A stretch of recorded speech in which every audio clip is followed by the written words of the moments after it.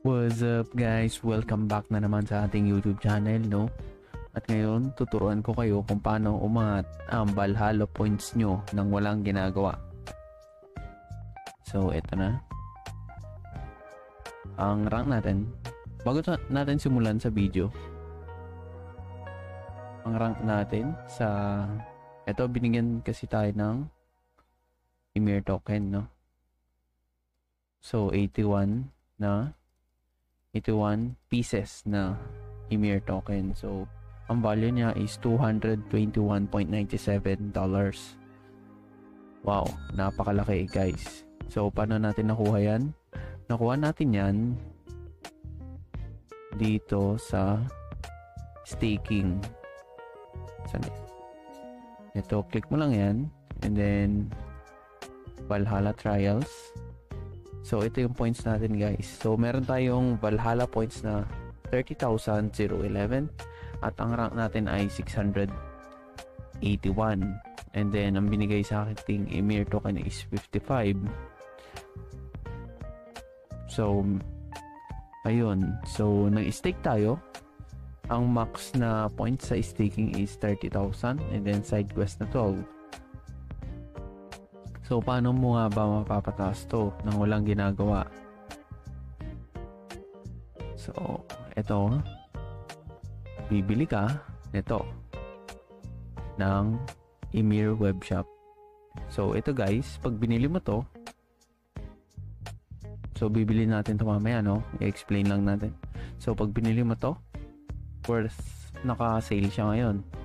$100 dapat. Ngayon, $80 lang siya. Or 117 Wimix. So, 1 USD, Ymir Cash peg to 1.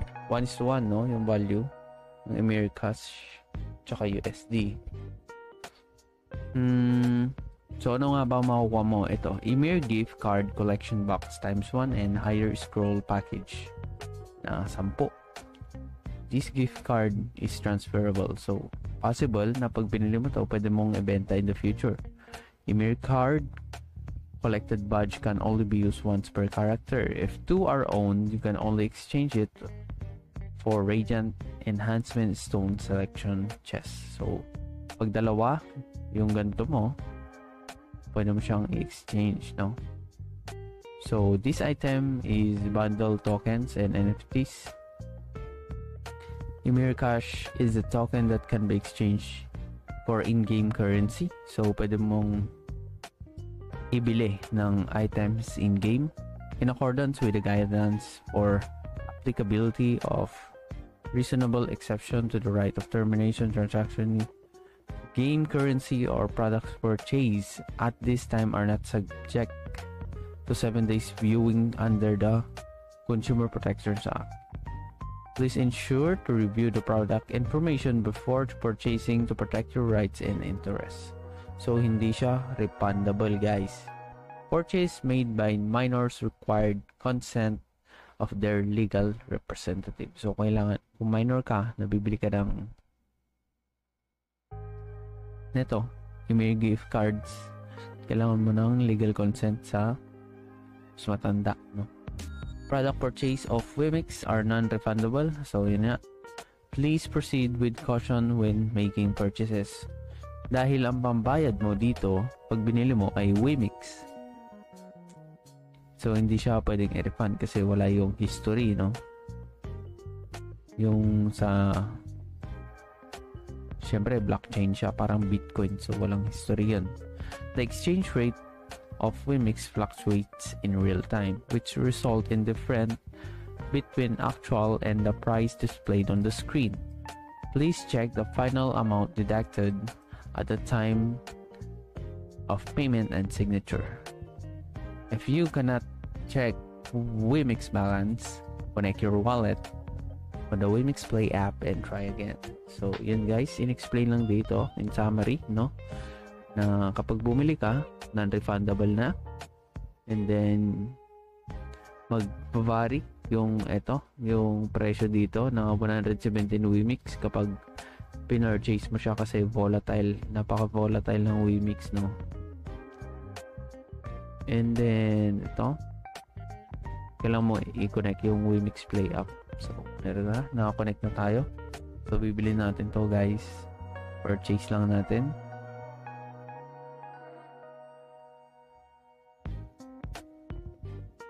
Tapos, confirm payment.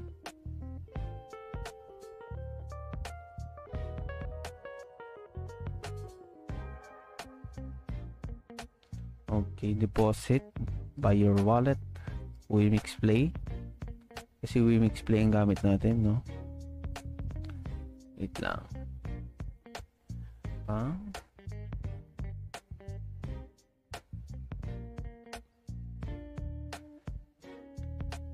Scan mo lang yung QR code gamit yung cellphone mo.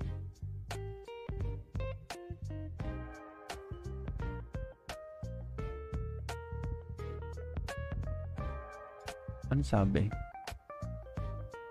Deposit. Paano to? So magre-request ulit siya ng signature. Pasok. Hintayin lang natin mag-reflect.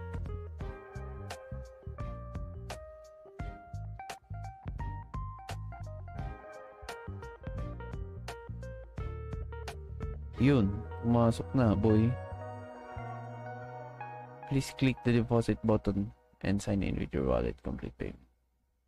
Uy, tapos na.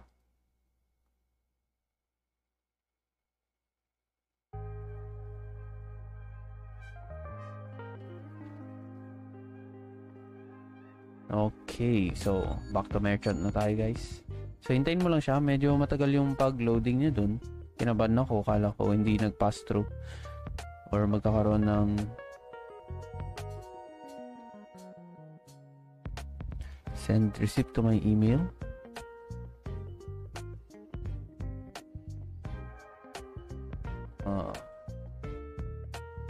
Wag na natin ipasin. So confirm lang, X na natin. So, ko-confirm mo lang to. Uy, nakita yung email ko. Paray ko po. So, ayun. Ang isang Wimix ngayon guys ay 37.54 pesos. So, i-refresh natin tong.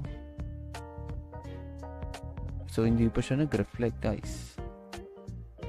Paano kaya to? Paano kaya siya magre-reflect?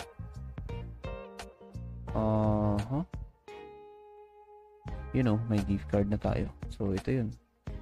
So, hindi pa siya pwedeng i-option, no? Ay, gagi, pwede lang siya i-transfer. So, dapat mag-reflect siya. Hindi ko alam kung kailan magre-reflect to. Every 1 hour pala, no? So, mamayang alas 9 pa. So, check natin mamaya. So, ang ranking natin siguro tataas tayo ng sa 400, ganun. Kung nasa ano tayo ngayon, 600, mga 300 siguro.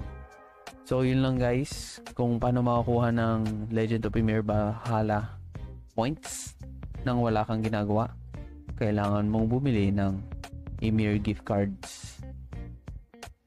Ang marerecommend ko kung gusto mong humabol sa top 100, kasi ang top 100 dito may record and then may rank. Uy, you know. And sa top 100 kasi maganda yung price. Hati-hati kayo sa 1 Bitcoin.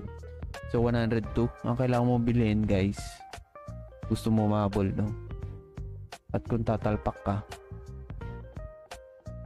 ito yung $1,000. Kasi ang bigay nito,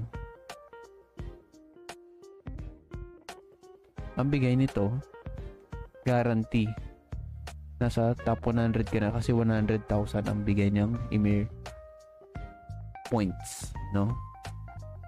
So ang nasa top 100 is 102. So maabutan mo na to. And then if ever may ano ka man, kung nag-stake ka din, so abot mo na siya 130. So dito ka na, guarantee ka na dito sa 130. Ito 66, diba? Basic na basic. Yan lang guys.